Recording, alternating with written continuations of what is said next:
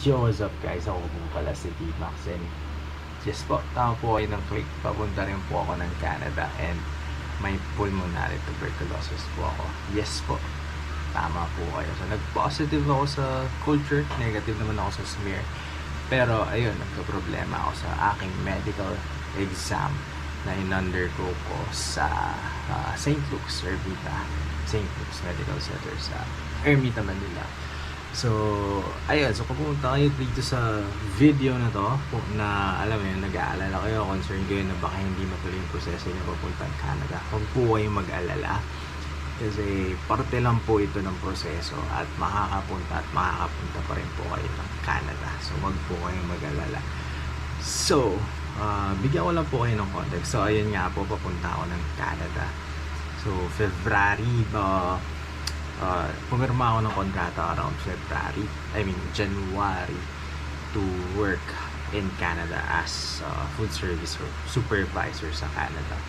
And then March, nag-undergo ko ng medical test sa St. Luke's. So excited. Kaso meron akong history na ng pulmonary tuberculosis na hindi ko tinapos yung gamutan.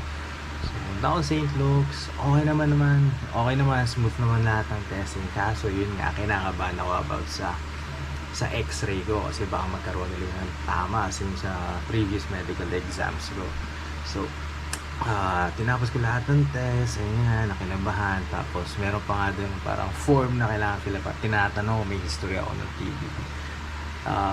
Baka sa isipan ko na hindi ilalagay ko pa ba yung history ko ng TB or hindi na.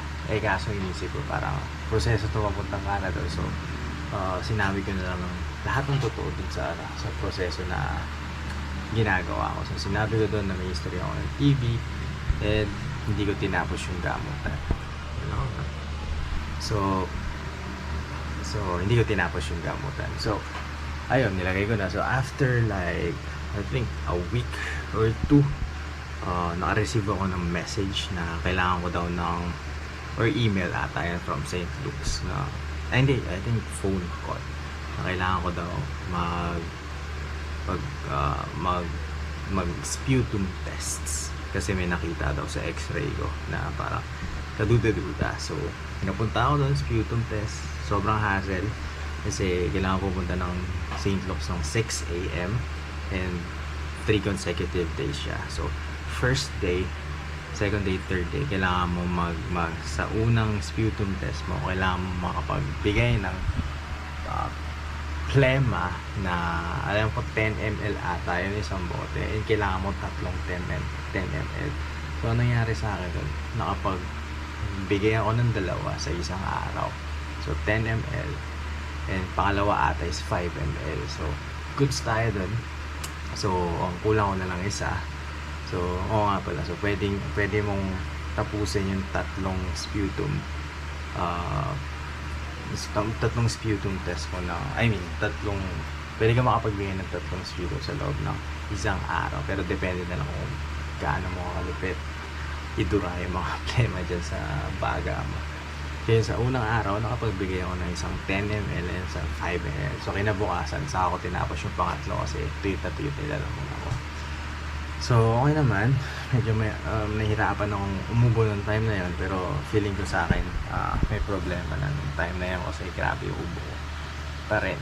So, ayun. So, after like, I think, few days na tinawagan na ako ni St. Luke's na pumunta ako sa St. Luke's para makausap si pulmonary doctor para mag-undergo na yung makausap si doctor for pulmonary evaluation. So, kinausap ko si doctor and yun nga, nakita na negative ako sa smear, kala ko positive na. Pero ang problema doon is nag-positive ako sa mycobacterial something. So, ayun na nga. So, leaning towards na ako sa pag-pagiging positive ko sa culture. So, ayun. So, mismong araw na yun, nag-start na ako ng gamutan kasi pinaghintay ako until, like, ako yung pinaka-last sa pila. So, nandun ako 6 a.m. until, I think after na pala nung so third day, ay yung third sputum ko, yung mismong araw na, nag-sputum ako ng umaga, 6 a.m. And then natapos ako sa St. Luke's. Pinadiretso na lang ako sa pulmonary evaluation. Natapos ako ng around 7 p.m. na. So ganun katindi yung araw na yun, paguran. Tapos may nalalaman mo pa na positive ka sa mycobacterial, which is yun nga related sa TB, sa pulmonary TB. Hindi ako professional, so hindi ko masasabi sa inyo na parang pinaka-exacto yung mga terms, pero ayun yung nangyari. So yun positive, mismong araw, first day, sinabi sa akin na kailangan ko mag-take ng medicines for 6 months. So unang reaction, syempre, gulat. Parang tagal ng 6 months, pero ayun, so sinuman ako first day. So first day, goods naman. So parang first 3 days, abangan lang kung meron kang allergic reaction dun sa, or may negative reactions dun sa gamot, which is parang monitoring lang. So kapag na okay ka dun sa monitoring, pwede ka na yung regular na everyday ka pupunta sa St. Luke's. So may choice ka, pwede kang maggamot sa St. Luke's or pwede kang maggamot sa labas, pero dapat may clearance ni doctor mo na nagtatake ka talaga ng gamot everyday. So pinili ko everyday ako sa St. Luke's. So ayun, hassle. So na-hold pa nga ako dun sa monitoring kasi nagkaroon ako ng crashes, pero okay naman, nawala naman siya nung ininom ako ng antihistamine. And also, meron din pala silang binigay ng vitamin B complex para sa mga kasukasuan, kasi ewan ko kung sa kasukasuan lang ba yun, pero alam mo na, pang support din sa gamot na ginagamot mo. So 6 months yun, first 2 months yun yung intense na gamutan. So ito yung mga ininom kong gamot doon, isoniazid, rifampicin, pyrazinamide, and ethambutol. So yun yung first month ko, April. May mga timbang-timbang, ganyan-ganyan. So first month yun. So 2 months yung intense na gamutan. So after ng 2 months mo, magkakaroon ka ulit ng sputum test para sa kung ano naging epekto ng gamot sa'yo first 2 months. So after ng first 2 months na gamutan, pag wala nang naging problema, sputum test na yun, ang tawag dito, pag wala naging problema, pwede ka na mag-proceed dun sa maintenance phase. So ito yung intensive phase ko. Ito yung itsura nung ko so ito yung maintenance phase. So sa first 2 months mo, intensive phase. And so next 2 months is next 4 months mo yun yung maintenance phase, na pag naging okay naman yung results sa ng gamot. So sa first sputum mo, after mo mag-positive, that's after 2 months na nag-start ka. So ayun, so same sa una, 2 months lalabas yung result ng culture mo, kasi matagal mag-develop yung bacteria dun sa sputum na binigay mo. So 2 months yung binigay nilang palugit para bigyan ng chance mag-grow yung bacteria. So pag may bacteria within 2 months, ayun nga, positive ka na sa culture, and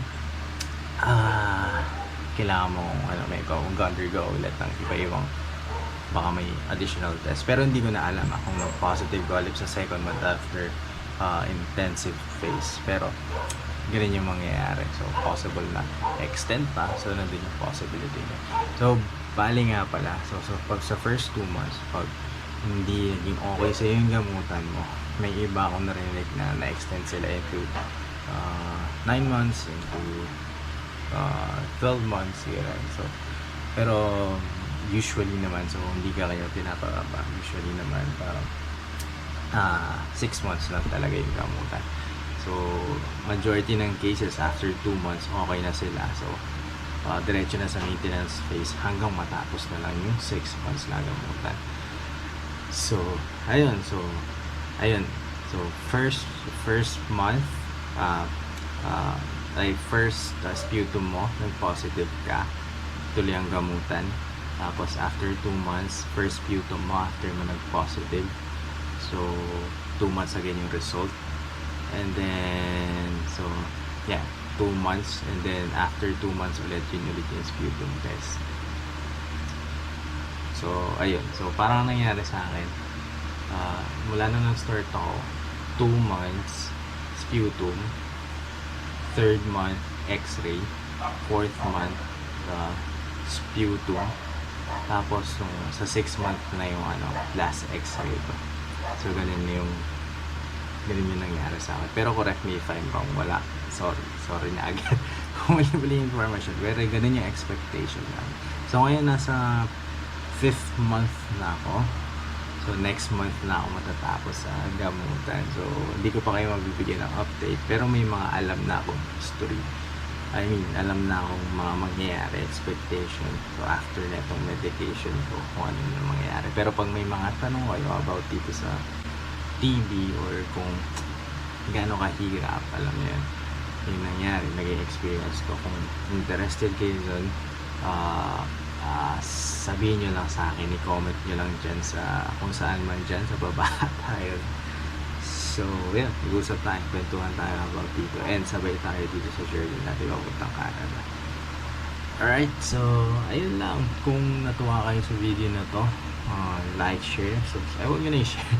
Like nyo na lang yung subscribe, nakaka-share sa iba. Pero yun, kung may mga ibang tao kayong gustong tulungan at hindi nila alam yung gagawin nila kung nag-positive sila sa TB, share nyo lang itong video na to, and baka makatulong ako makapagaan yung pakiramdam nila. So ulit, huwag kayong kabahan kung positive kayo sa TB. Parte to ng proseso papuntang Canada. And ayun lang, tiyaga lang. Mahirap lang talaga everyday na pagpunta sa hospital nyo. Sa akin sa St. Luke's araw-araw. Ayun lang, share ko lang yung hassle na yun. Araw-araw ako sa St. Luke's. Nag-start ako ng 6:30 schedule ko. So yung pila napakahaba. Minsan na-extend ka pa, lumalagpas ka pa dun sa time mo dapat. So yun yung mga kailangan mo expect dun. So discarte mo na yun kung kukuha ka ng sariling doktor or doon ka mismo sa clinic mo mag-undergo mag-take ng medication. Pero I suggest doon ka na sa mismong clinic mo mag-take ng medication para alam mo yun, para dire-diretso na, hindi na kailangan clearance, ganyan. So yun na yung ginawa ko. So ayun lang, next time ko na ikukwento pag gusto nyong malaman yung kwento na yun. So ayun lang. So salamat sa panonood. So pag natuwa kayo, comment nyo lang dyan. And ayun, kung may mga naisip kayong questions about sa process sa Canada, hindi lang tungkol sa TV, comment nyo lang sa baba, and pag-usapan natin. And kung paano ako kung interested kayo kung paano ako nakakuha ng kontrata papuntang Canada, i-comment nyo lang dyan. Baka pwede natin pag-usapan next time, and baka matulungan ko kayo. So ayun lang po. Maraming salamat sa inyong panonood, and see you ulit kung may next video pa. Bye.